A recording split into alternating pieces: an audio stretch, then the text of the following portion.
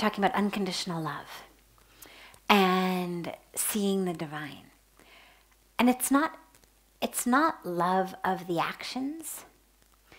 It's not saying, oh, you're divine, therefore the fact that you just snatched my phone is okay.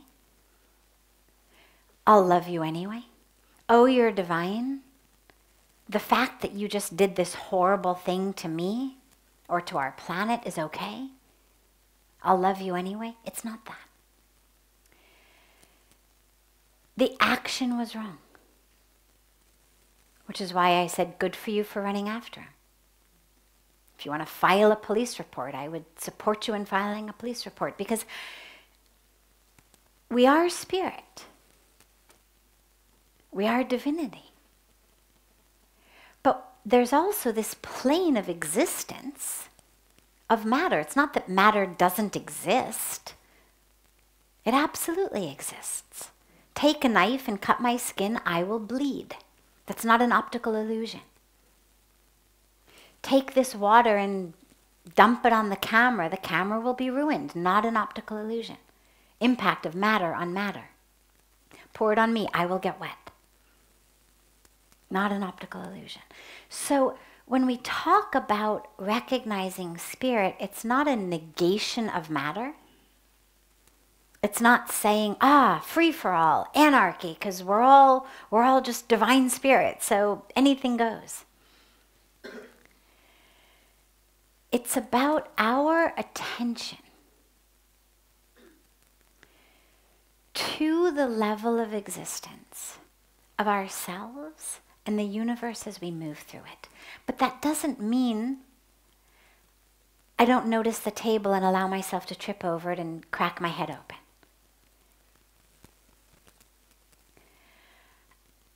It's both. But what we find is, for the spiritual path, for our awakening, because ultimately, as we always talk about in here, the reason that we're here on planet Earth, the reason we've been given a human body, a human brain, a human mind with the ability to witness, the ability to be conscious of my consciousness. We don't think that other species have that, which is why it said that humans are the ones who attain enlightenment, because in order to do that, you have to be conscious of your consciousness. I have to be able to look at myself and say, anger is approaching. If I simply react in anger, this is what we talk about as the animalistic way of living. I'm angry, so I bite, or I hit, literally or metaphorically. I'm hungry, so I eat. Whatever it may be, it's there. I'm feeling sexually aroused, so I mate with it. Whatever or whoever it may be. Those are our animalistic instincts. What separates humans is the ability to be conscious of that. We're not the only species by any means that knows right from wrong. Puja Swamiji always talks about, the dogs who are hanging around the food carts, and the minute that the food cart guy looks away, they snatch the bread, and then they look around, and if no one is there, they'll eat it right there, but if someone is there, they'll run into a corner. So they absolutely know they've just snatched something that didn't belong to them, that wasn't right, because they're sort of waiting to be caught and scolded. So we're not the only species that knows right from wrong, but what we are is the only species, we think, that has the ability to be conscious of what's going on in my own consciousness. To say, anger. Jealousy. Lust. And to be able to then take it to say, I am not this electrical and chemical pattern that's going on in my physical gray and white matter. I am not this experience of neurologic arousal that we call anger. happening, hook me up to a brain scan, they're going to be able to say, ah, yeah, arousal, anger, fear. We can do that. Not that. There's an I that existed before I was angry. There's an I that will exist after I'm angry. There's an I that existed before I was this current 47-year-old female sitting right here. There will be an I who will exist after that. Both in this literal plane, I'll then be a 48-year-old female, right? I mean, the physical body changes. So I'm not that. There is an I that's eternal, we say. Never born, never dies. But even if you're not there yet, just that has existed with this body, but that isn't the body, because the body keeps changing. But the I is still there.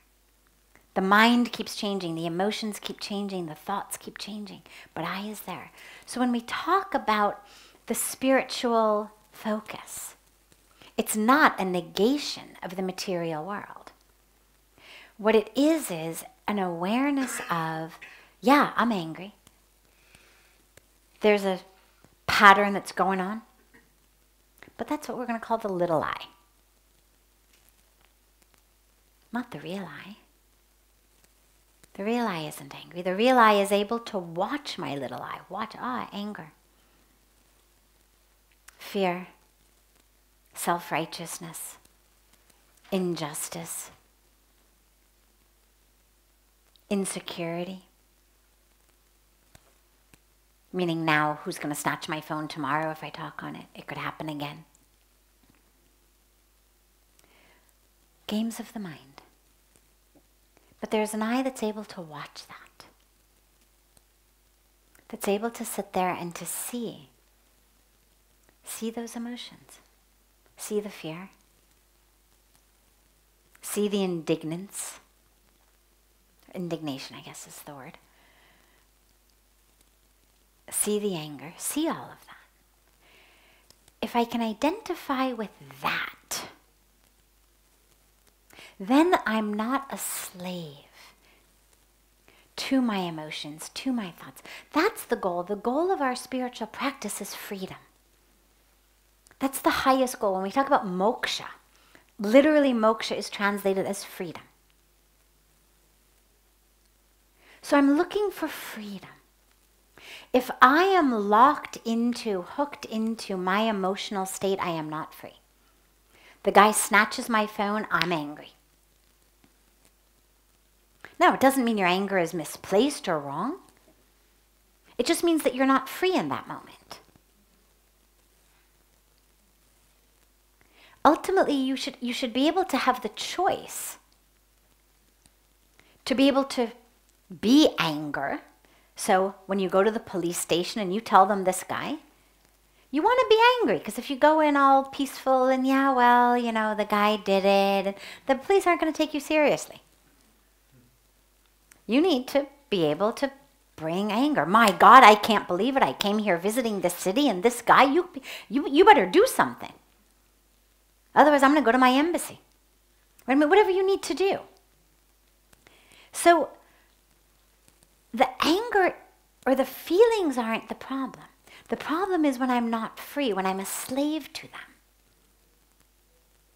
There are absolutely places, parenting, teaching, administrating, where we need to be able to bring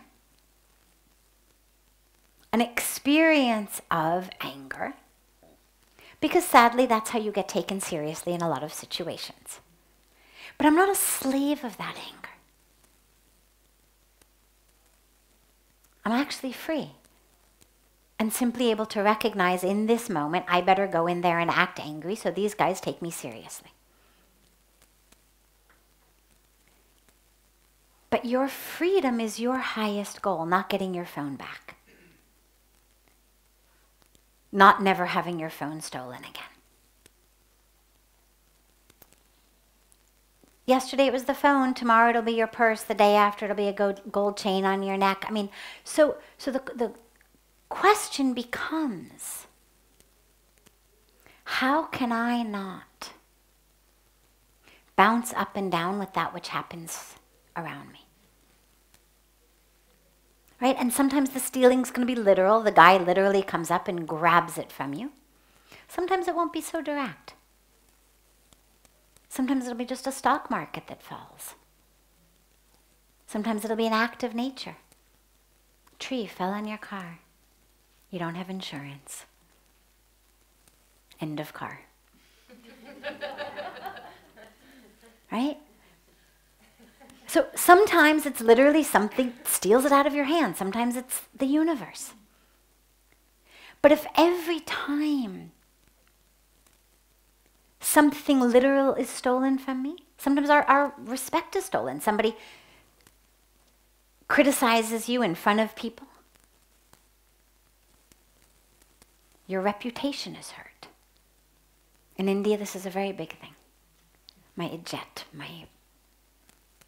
okay, scold me all you want in private, but for God's sakes, don't do it in front of other people. Like, maintain my dignity. This person has stolen my dignity. So if I lose my freedom every time someone steals something from me,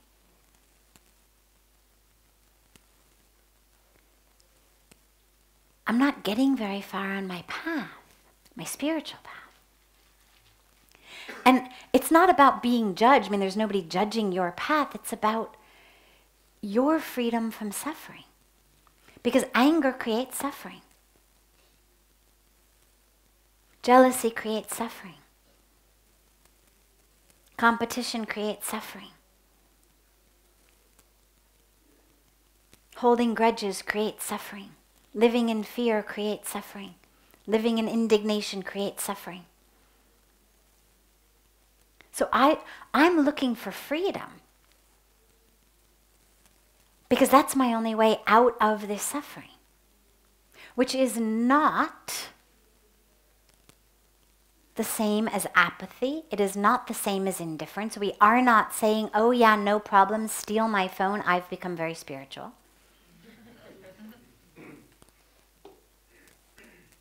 We're simply saying the universe is going to happen in a whole variety of unexpected ways. And our goal is to be free in the midst of that happening. And the only way to do that is to be identified with that which isn't what's happening. So that's what it's about.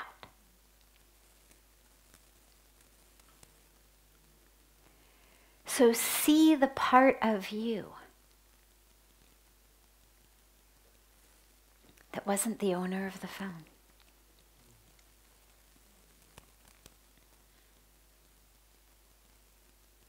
Can you see the part of you that was the stealer of the phone?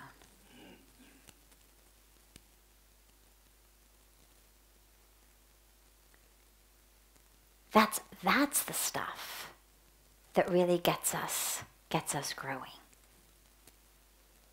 Because ultimately, if the same spirit runs through us, then I should be able to identify on that level with all of it. And I'm not saying it's easy at all, but simply the intention to go there is a very, very powerful spiritual practice. So I begin by identifying as the one whose phone was stolen.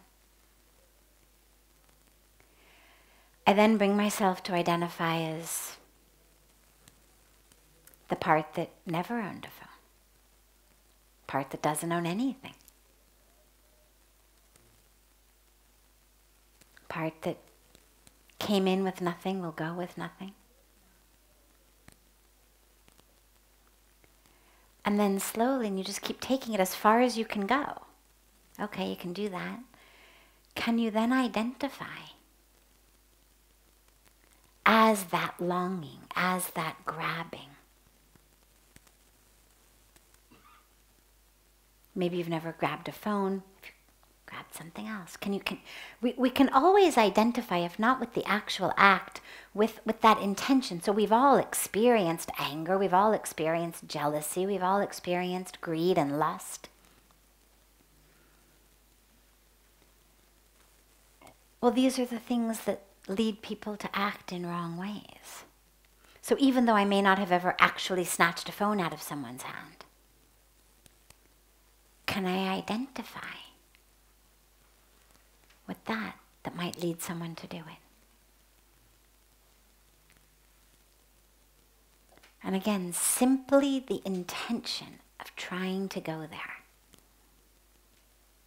A, minimizes my anger.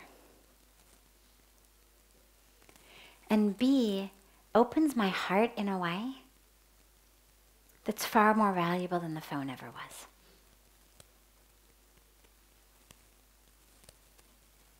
So we take care of the material world. We understand it. As I said, we notice the table so we don't trip over it. We're careful not to spill the water on the camera so it doesn't get ruined. We take care of our things. It's energy.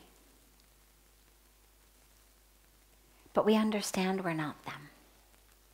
So we just keep bringing it back to the truth of who we are, which is not an owner of a phone. It's not one who can own anything.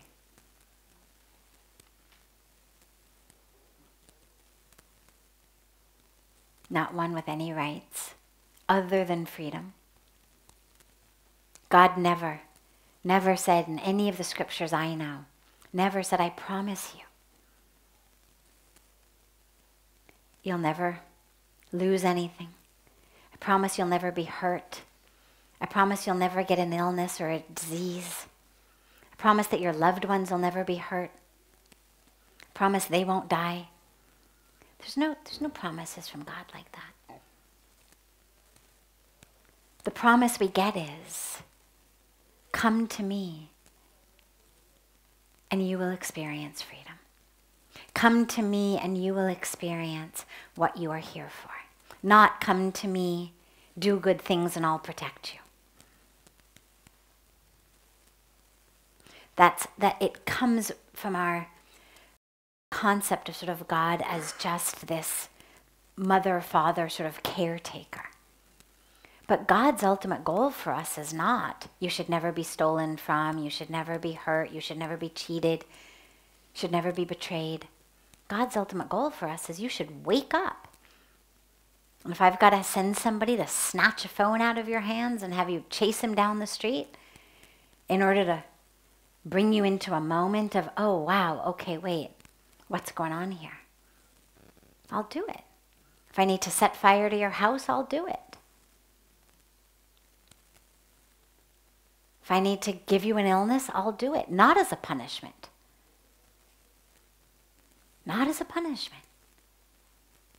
But as simply a tool to wake you up. Because that's the only goal of God.